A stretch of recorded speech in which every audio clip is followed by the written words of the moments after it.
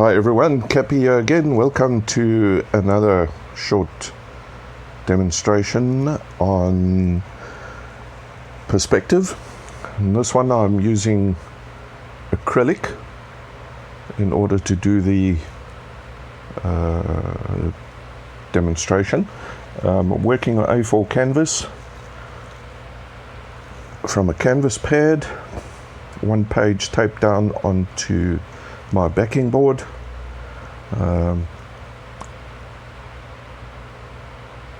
And working, as I said, in acrylics. Colors that I'm using: alizarin crimson, ultramarine blue, just trying to get the palette right there, there we go, and yellow ochre. I also have cad yellow, cad red, and burnt sienna or burnt umber that I use as booster colors, as well as titanium white.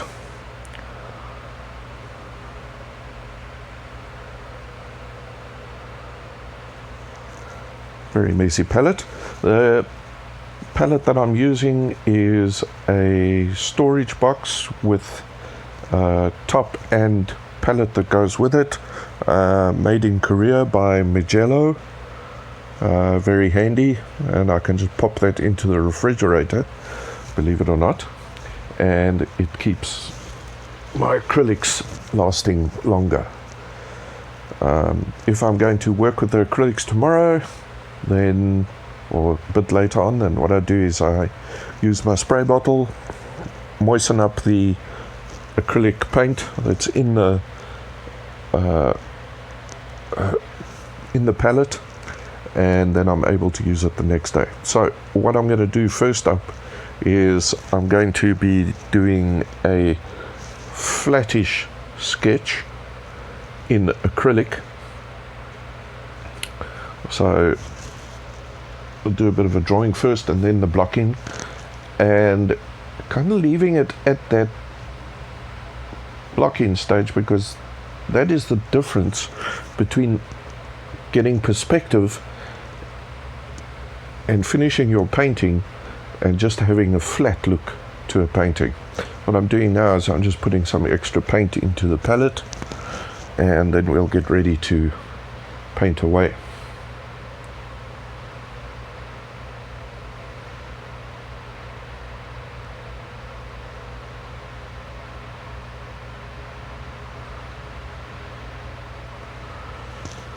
This video involved a technical turkey.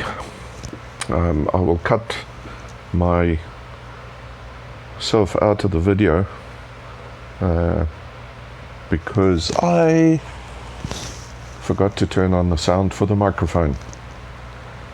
So otherwise you'd be watching me head bobbing around and no sound on the video. Technical turkeys, gotta love them. Well, not really. Anyway, what I've done is I've split the canvas in two. The one side will be the flat side. In other words, the painting looks like everything is on top of one another, and the other side will be a correct painting with the value scale, elements of a composition in it. So what I'm doing is the left hand side I'm doing a sketch, and then I'll do the similar sketch on the right hand side as well. For the sketch, using my small flattish brush,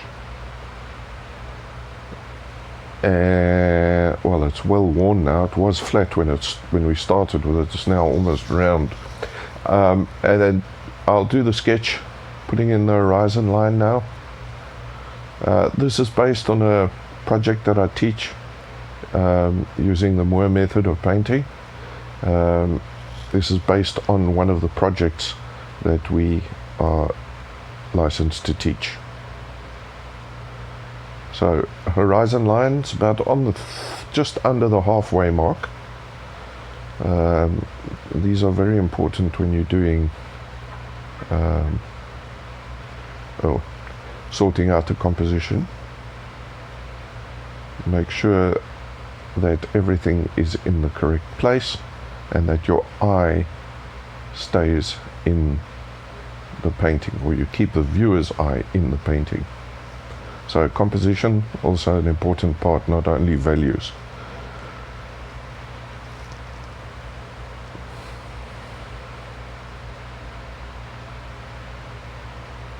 You also noticed I just used a squirt bottle there, just to keep the paint moist. Taiwan is pretty humid, and so you're just keeping the paint moist by giving it a spritz every now and again.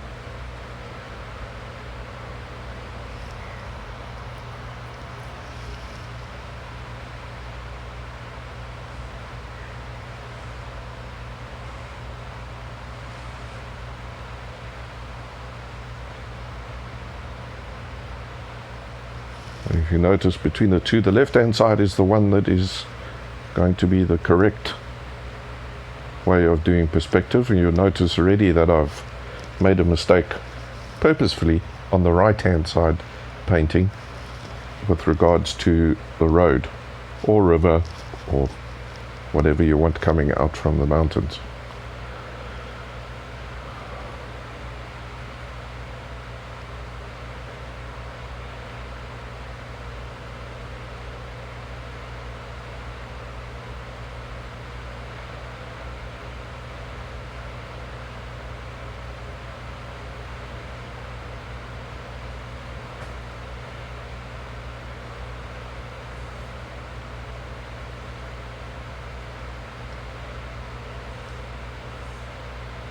A sketch is just a very, very quick sketch, no detail.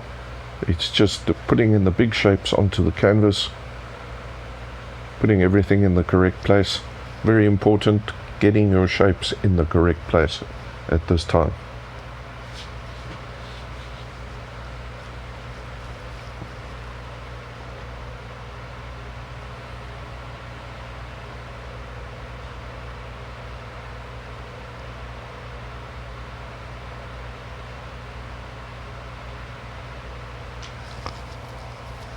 I'm using a very thin, diluted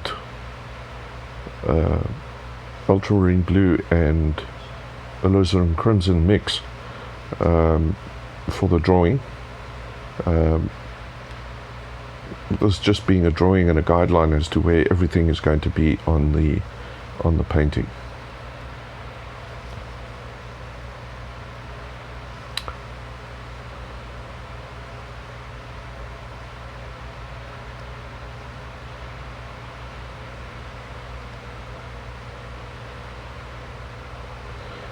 That would be step one of the Moore method of painting, doing the drawing.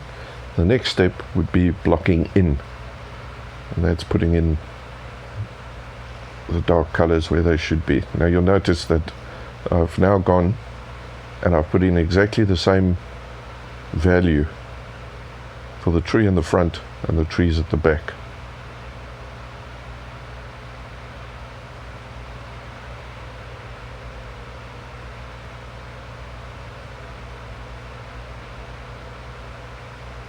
And it's already causing problems because it looks like the tree has now got smoke coming out of it.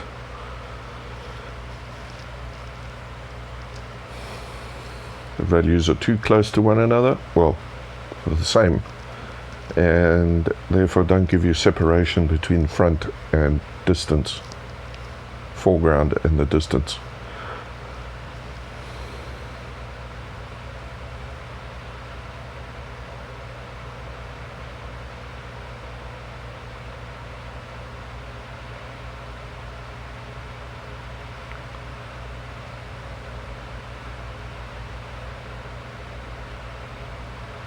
I've used a slightly lighter value for the mountains. There's still no separation really between them, and I've used the same value for all three mountains, and the one in the center is actually in the distance.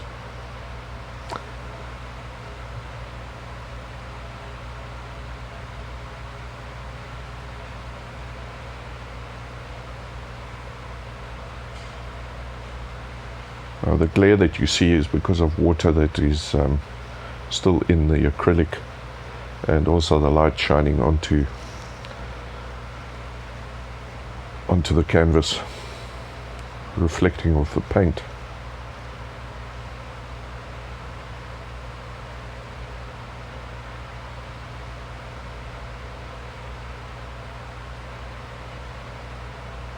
Using a mix of, well, just yellow ochre and painting in what would be the field,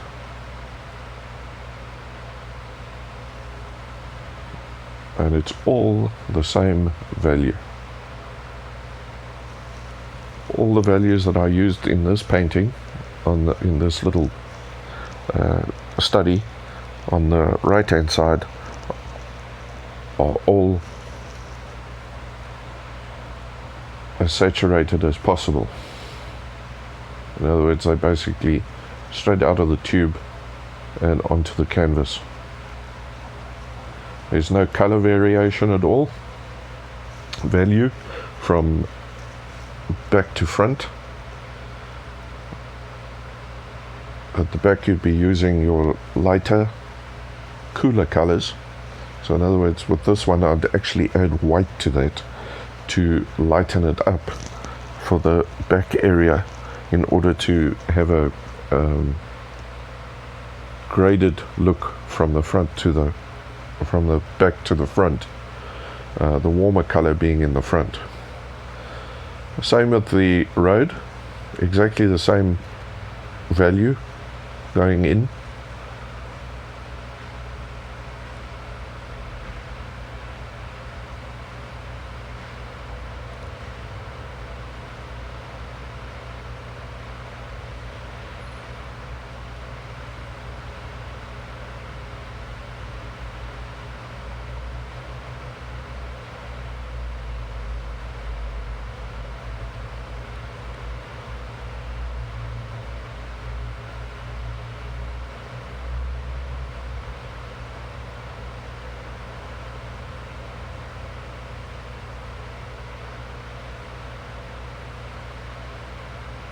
Just explaining there that the value of the tree and the mountain are so close to one another that you can't really distinguish the edge of the tree against the mountain and against the distance, because of the value that was used for the mountains, the background trees, and the two trees in the foreground.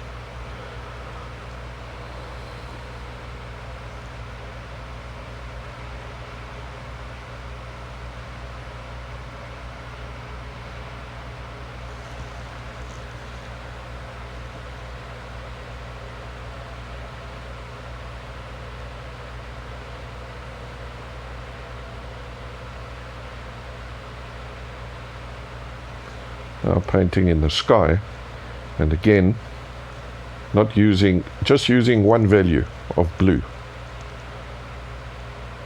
no differentiation, and doing a graded paint in the background. The sky would be darker at the top, lighter closer to the horizon as it goes further away from you. So a very flat painting that I've done now. Yes, there's glare on it, so you can't really pick it up, but it looks very flat. It looks like everything has been packed on top of one another, almost like Lego blocks on top of one another. No texture created by varying the values within the mountains. No texture created or shape created with using brush strokes. Very important to use your brush strokes to your advantage. So if you have a hill that is running from left to right, brush strokes can go down left to right. Right, so now we're working on the correct way of doing perspective, and what I'm doing is I'm blocking in the dark values first on the trees.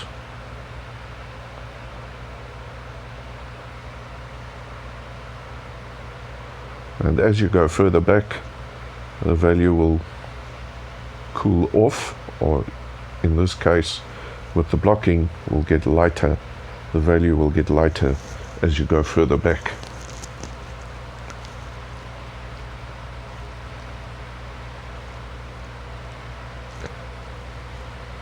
Actually, the colors are not getting lighter, they're just getting more muted as they go further back. If you take a look at a mountain in the distance, the greens will be more muted than the greens that are closer to you.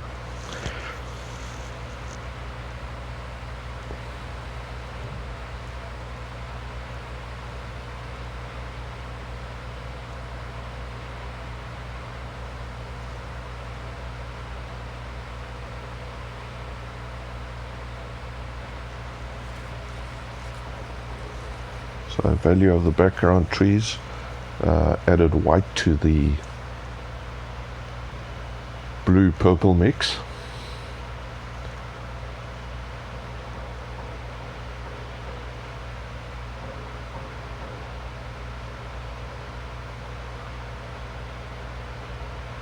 I was a little bit too close to in value to the trees in the front, so I just add a little extra white to that.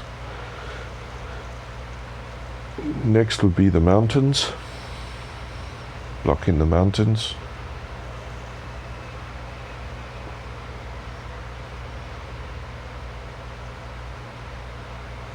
They contain vertical and horizontal shapes, well, diagonal shapes more like it. Let's get that one right. And those would be your next darkest on your painting. Vertical, the darkest. Mountains, the next darkest, and then the field itself is going to be one of your lightest, because it's getting direct sun onto it, just with shadows here and there.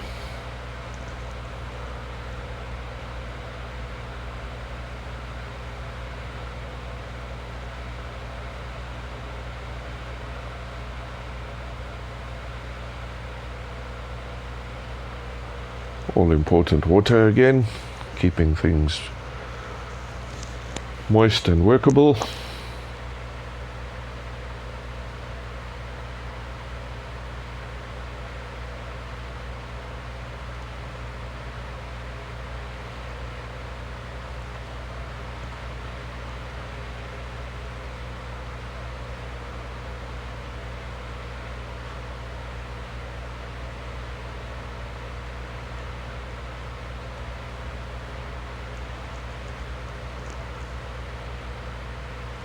Now getting that value for the mountain in the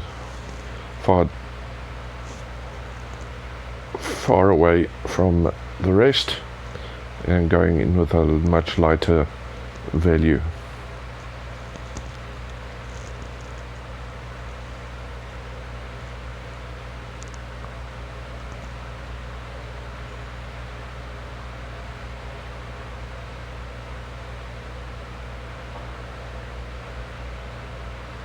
Remember, this is blocking in stage in doing this method of painting, and in your fine detail you can actually fix any errors that you may see, can be remedied with the detail part.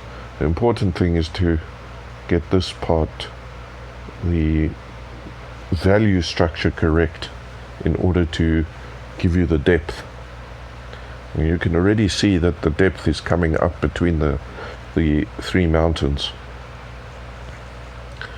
The distant mountain being very light, and the two in the foreground a lot darker.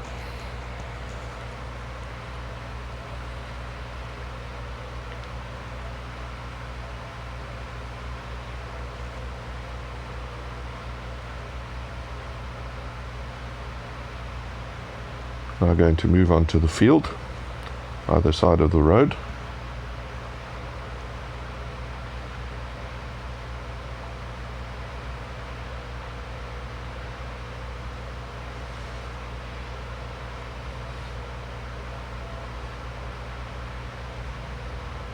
So using yellow ochre as well as mixing in titanium white into that in order to get the value scale from distance to the foreground. So in the distance it's going to be white with yellow ochre, so that it's lighter at the trees in the background or middle distance, and as we come forward it will start getting darker in terms of color, getting warmer, so more red will be added to the foreground.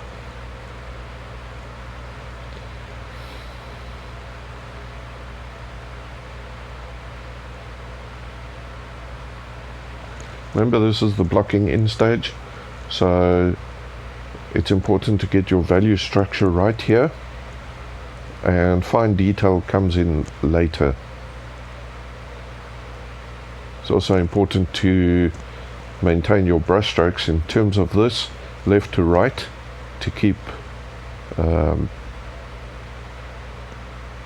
ground flat at the moment. So most of them will be going left to right, as your field does not create any movement or any movement. Your road will have movement on it, so what I do is I bring the brush strokes towards the viewer, which would be up in the front next to the tree, so brush strokes will come towards us.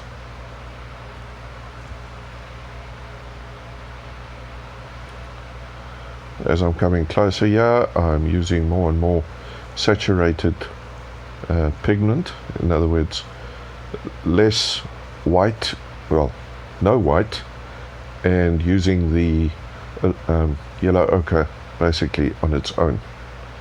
And I think I just added a touch of that pinky brown that I used for the road on the right hand side, just adding some of that into the foreground to create that value shift.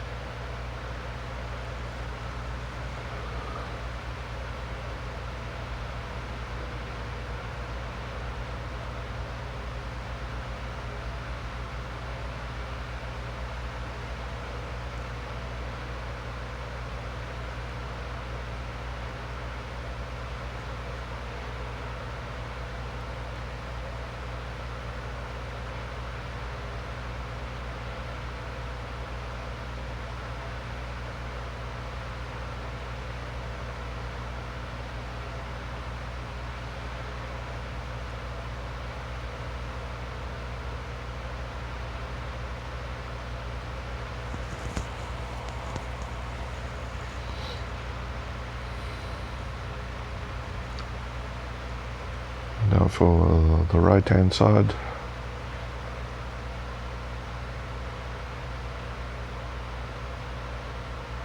same applies here, getting the value correct.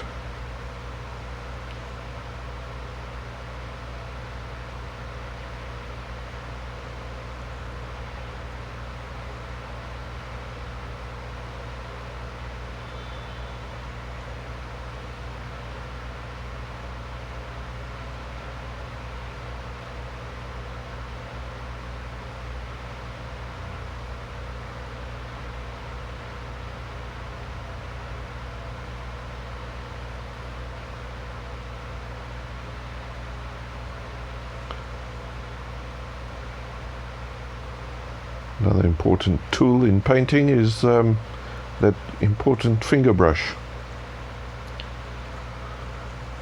Don't forget to clean your finger every time you use it, otherwise you get a fingerprint on your painting.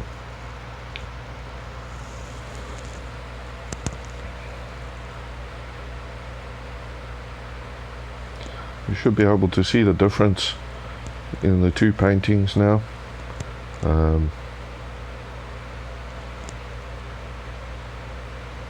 Going into the sky using ultramarine blue and white, and I'll work those two together.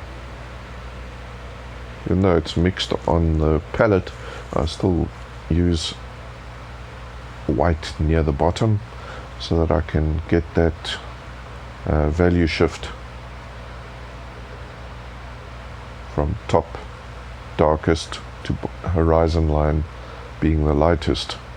What I like to do is I also like to work in my clouds here, and you can do that using the white, additional white into that part as you work.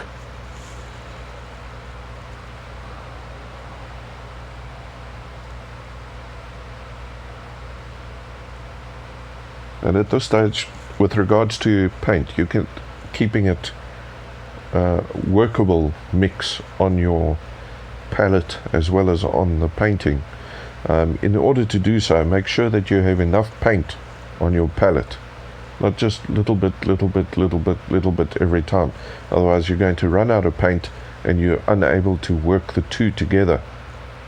In other words, create a nice blended tone on your canvas.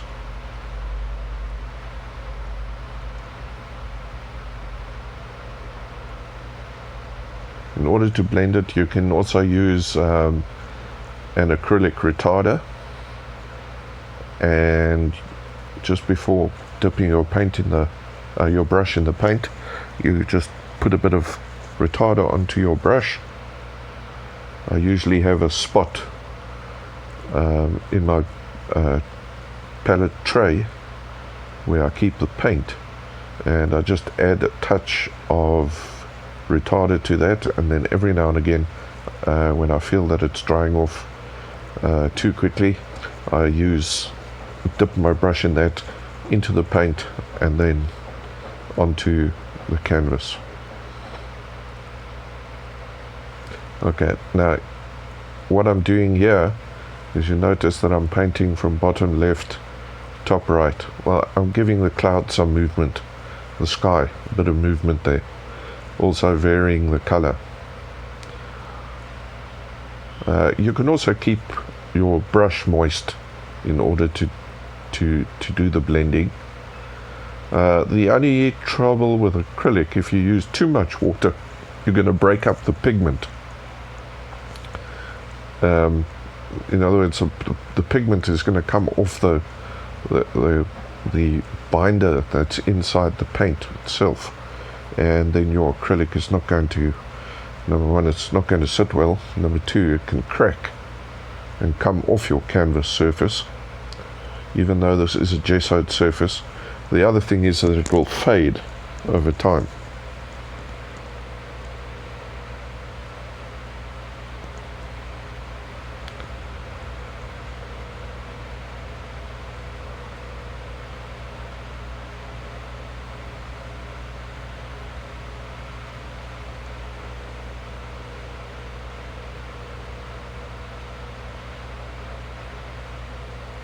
Okay, starting on doing my greens into my trees.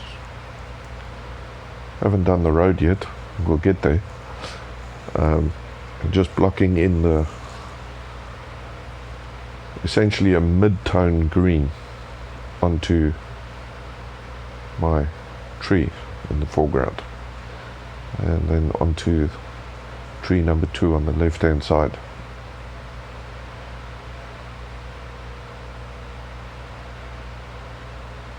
Still have to sort out the lighting with regards to doing videos. Apologies for that.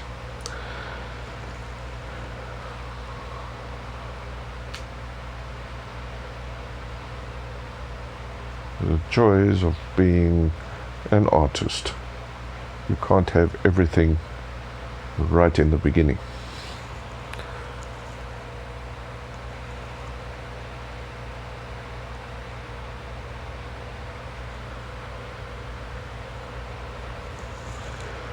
Right, adding in the middle distance trees, just getting in the color there.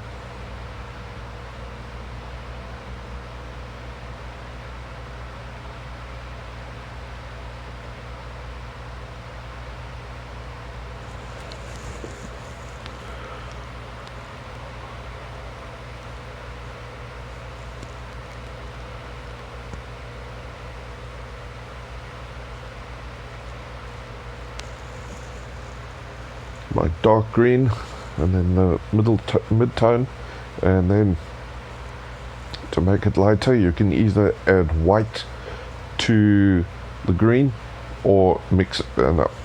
That mix is with alizarin, that is with ultramarine blue and yellow ochre, and what I've got there is the cad yellow. Cad yellow and ultramarine give a nice lighter mix for highlights. So I use the yellow ochre blue mix for my darker mid-tone values, and then for highlight tones use the ultramarine blue and the cad yellow. Okay, what I'm doing is I'm adding in some green onto the distant mountain as vegetation on the mountain and highlights. And it's not necessary to do the entire mountain with that, because if you look at the mountain you've still got the darks and the mid-tones in there, so just adding a slight touch to those mountains and to give it a bit of texture and interest.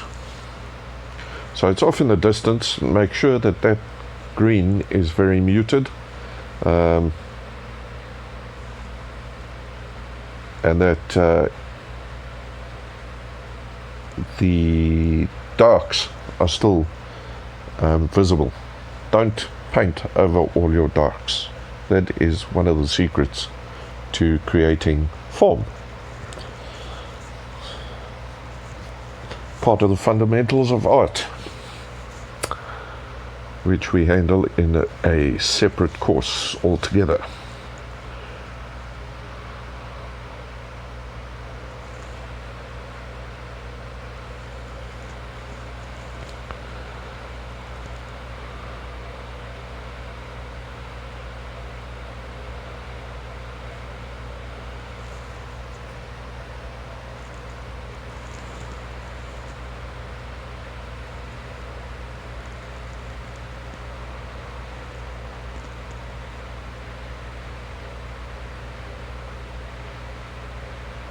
Paintbrush got a bit clogged up there, so pulling out some of the paint so that I can work it back into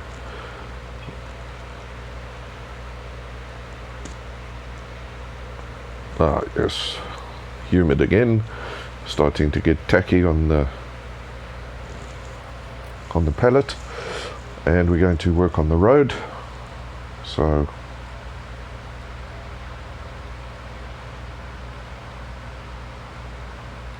lighter at the back, and I did light all the way to the front, and then added the mid and darker tones as we came forward after doing the base tone.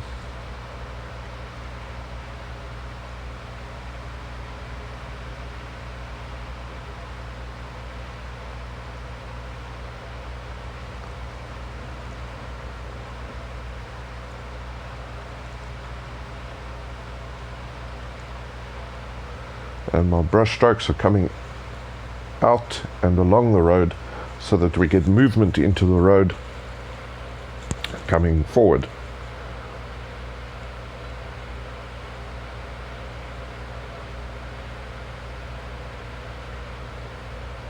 So what you might want to do here, if it was in the 1800s, maybe some wagon tracks, and if it's in the present era, maybe put in some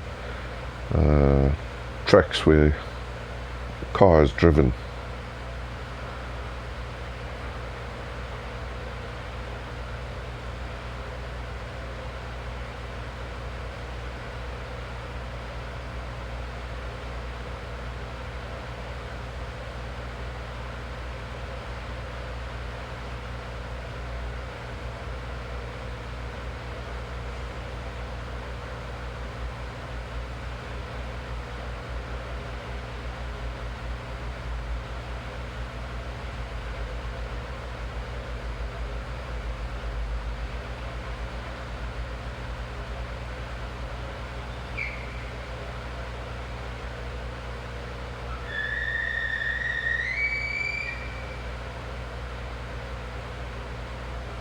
if you're unable to find any of the paints, in terms of the alizarin crimson, you can also use a regular crimson or magenta.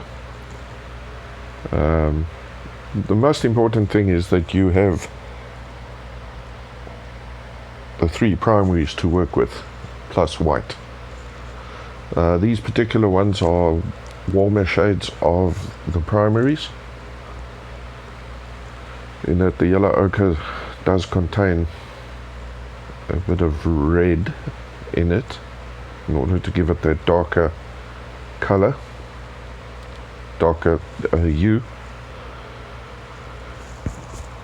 I'm now mixing up highlight tone using ultramarine blue and cad yellow, and I'm going to use that for doing the highlights on the trees. So sun would be coming from either from the top or from the left hand side, the light source. I think I chose to do it from the left hand side.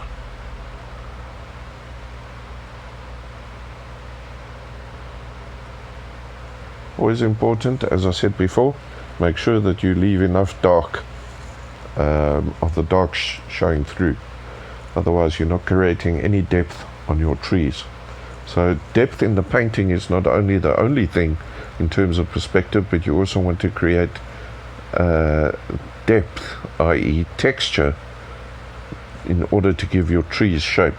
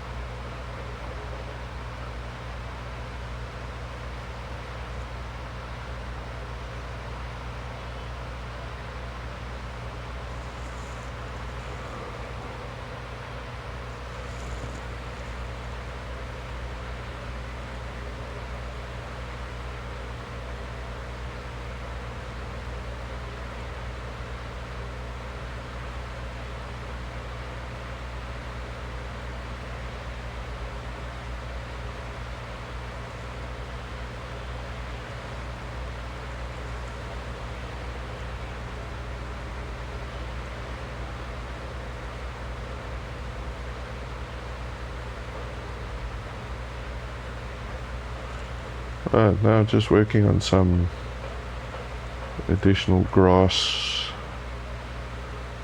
along the side of the road, give the painting a bit of shape.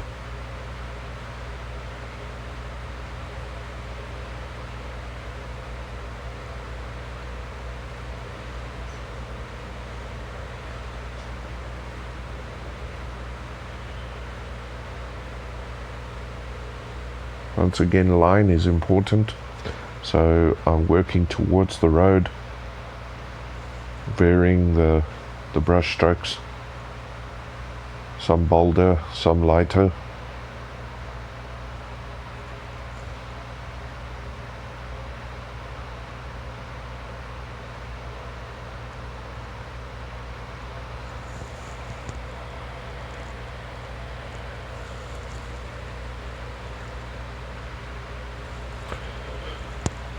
I will attach a photo to the end of the video with a close-up of the two pieces, so that you can get a better view with regards to the finished work.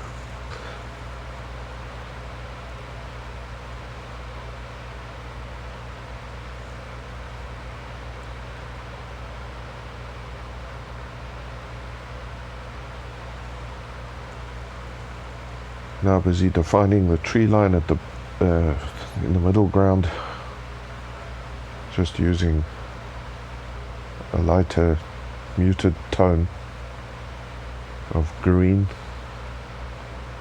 where the sun strikes the mountain and the trees.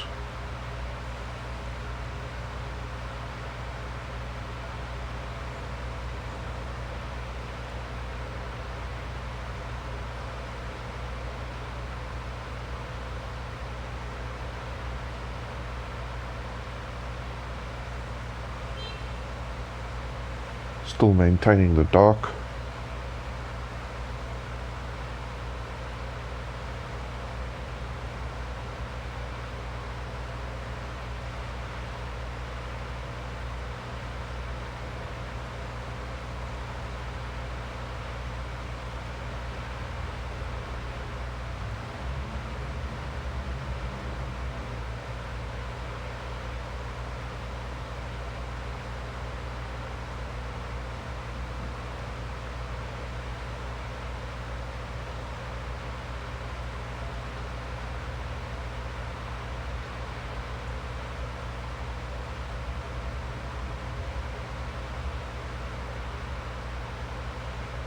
And now working in some of those clouds, adding the highlights to them and using that magic finger brush again.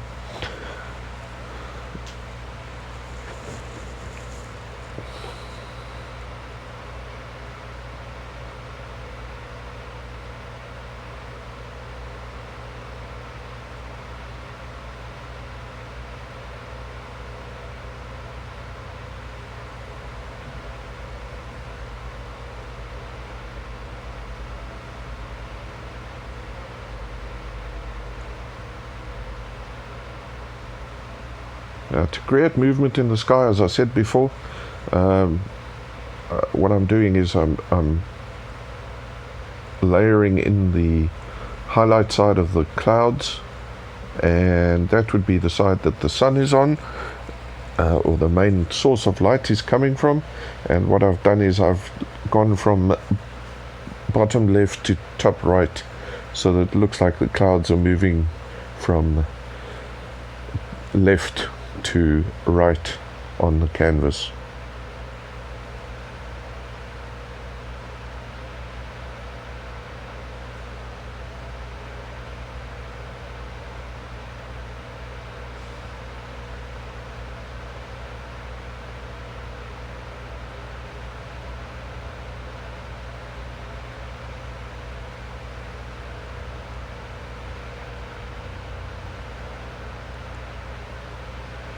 Still important to maintain that blue. Not only using white, but using a mix with a touch of ultramarine blue in that white mix. So now I'm going to remove the tape.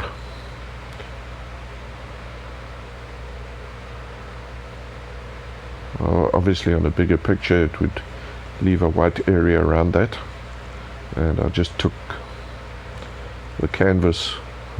Luckily this is just a demonstration piece. I took the canvas, came off with the tape there.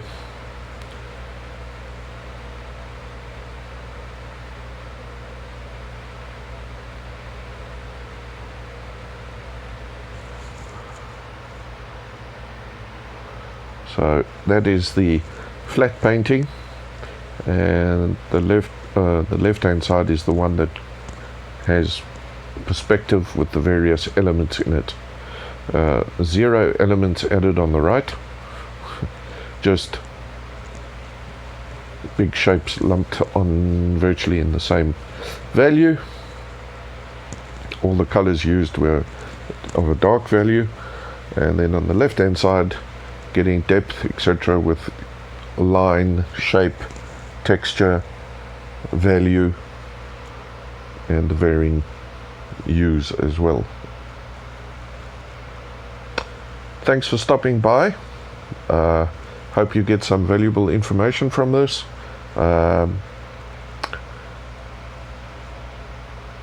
If you've followed along and decided to paint along as well, welcome to post your pick. And ask questions in the comments. Stay safe, keep well, keep arting. From me, Cappy, cheers.